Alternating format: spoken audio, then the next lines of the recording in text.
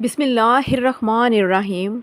ہماری آج کی ویڈیو نبی پاک صلی اللہ علیہ وآلہ وسلم کے فرمان کے بارے میں ہے کہ انہوں نے اکیلا سفر کرنے اور اکیلے کمرے میں سونے سے منع کیوں فرمایا تھا،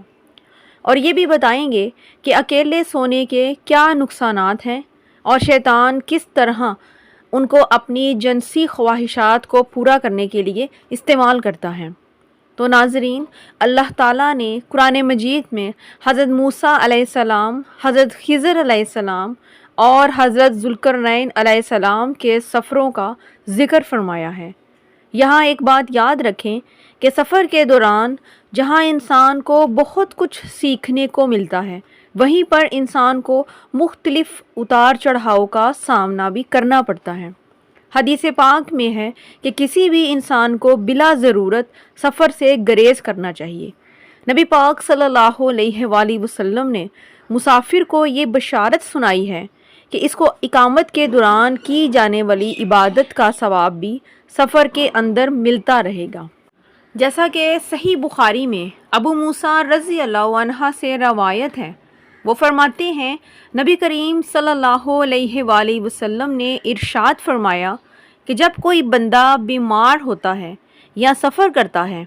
تو اس کے لیے ان تمام عبادات کا ثواب لکھ دیا جاتا ہے جو وہ اقامت اور صحت کے وقت کیا کرتا تھا۔ اس بات سے آپ اندازہ لگائیں کہ ہمارا رب اپنے بندوں پر کس قدر مہربان ہے۔ اب سوال یہ ہے کہ اکیلے سفر کرنا کیسا ہوتا ہے؟ بعض لوگ اکیلے سفر پر روانہ ہو جاتے ہیں، لیکن ان کو چاہیے کہ ان کے ساتھ کوئی نہ کوئی ان کا ساتھی ضرور ہو، کیونکہ اس بارے میں صحیح بخاری میں عبداللہ بن عمر رضی اللہ عنہ سے روایت ہے کہ حضور اکرم صلی اللہ علیہ وآلہ وسلم نے فرمایا کہ جتنا میں جانتا ہوں اکیلے سفر کی برائیوں کے متعلق، اتنا علم اگر لوگوں کو ہو تو کوئی بھی رات کو اکیلے سفر نہ کرے۔ ناظرین، اس بات سے آپ خود اندازہ لگائیں کہ رات کا سفر کرنا کس قدر خطرناک ہو سکتا ہے، اور یہ فرمان ہمارے نبی نے جاری کیا ہے، تو اس میں ہمارے لیے کوئی نہ کوئی مصلحت تو ضرور ہوگی۔ اب بات کرتے ہیں کہ رات کو کمرے میں اکیلا سونا کیسا ہے۔ اس حوالے سے عبداللہ بن عمر رضی اللہ عنہ سے روایت ہے کہ ہمارے نبی پاک صلی اللہ علیہ وآلہ وسلم نے ارشاد فرمایا کہ تنہا نہ رہا کرو،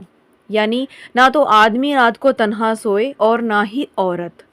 حدیث پاک میں رات کو اکیلے سونے کی واضح طور پر ممانعت فرمائی گئی ہے، لیکن اس کے باوجود ہم میں سے اکثر لوگ، خاص طور پر ہماری نوجوان نسل، بہت اصرار کرتے ہیں کہ گھر میں ان کا کمرہ علیحدہ ہو جہاں وہ اکیلے ہوں اور وہاں پر انہیں دن رات کی تنہائی میسر ہو۔ علماء کرام نے بھی اس بات پر ممانعت کی ہے اور بہت سی حکمتیں بیان فرمائی ہیں، جن میں سے چند ایک یہ ہیں کہ تنہا نہ رہا جائے تاکہ شیطانی وسوسوں سے محفوظ رہا جائے، کیونکہ جب کوئی انسان اکیلا ہوتا ہے تو پھر شیطان کے لیے اس کو قابو کرنا بڑا آسان ہوتا ہے،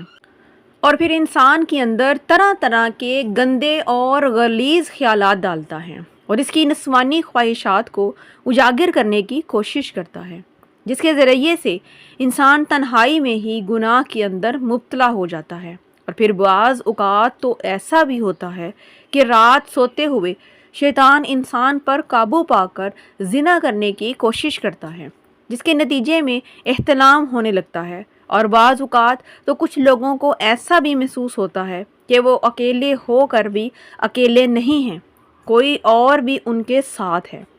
کہیں نہ کہیں پر تو شیطان اپنی موجودگی ظاہر بھی کرتا ہے، اور بعض لوگوں کے ساتھ ایسا بھی ہوتا ہے جو بالکل تنہا رہتے ہیں، شیطان ان کے پاس متمثل ہو کر مرد کے پاس عورت کی شکل میں اور عورت کے پاس مرد کی شکل میں آتا ہے، اور پھر ان کے ساتھ ہم بستری کرتا ہے اور انہیں اپنی جنسی ہوس کا نشانہ بنا لیتا ہے، ان سے تعلقات بنا لیتا ہے، جس کا نتیجہ یہ نکلتا ہے کہ وہ مرد اور عورت طرح طرح کی پریشانیوں میں مبتلا رہتے ہیں، لیکن شیطان سے چھٹکارا حاصل نہیں کر پاتے۔ ایک مقام پر صحابہ کرام نے حضور پاک صلی اللہ علیہ وآلہ وسلم کی بارگاہ میں عرض کیا کہ یا رسول اللہ، ہم جب بھی کسی جگہ پر پڑاؤ ڈالتے ہیں تو ہمیں وہاں پر خیمے، بستیاں اور بہت سے لوگ نظر آتے ہیں، لیکن جب ہماری ان پر نظر پڑتی ہے تو وہ اچانک ہماری نظروں سے اوجھل ہو جاتے ہیں۔ اس بات کو سن کر نبی پاک صلی اللہ علیہ وآلہ وسلم نے صحابہ کرام سے فرمایا کہ تم میں سے کوئی شخص علیحدہ نہ سوئے، بلکہ ایک ہی جگہ پر قیام کیا کرو اور وہیں سو جایا کرو۔ ناظرین، ان باتوں سے اچھی طرح واقف ہو چکے ہوں گے کہ تنہائی میں شیطان کس طرح سے انسان پر حملہ آور ہوتا ہے اور ان سے جنسی تعلقات بنا لیتا ہے۔ اس لیے ہر لحاظ سے ہم مسلمانوں کے لیے ہمارے پیارے نبی حضرت محمد صلی اللہ علیہ وآلہ وسلم کی سنت میں بھلائی ہی بھلائی ہے، اور آپ کا ہر فرمان کسی حکمت سے خالی نہیں۔ ہماری دعا ہے کہ اللہ تعالی ہمیں اپنے پیارے نبی کی سنتوں پر عمل کرنے کی توفیق عطا فرمائے۔ میرا سنانا اور آپ کا سننا قبول و منظور فرمائے، آمین ثم آمین۔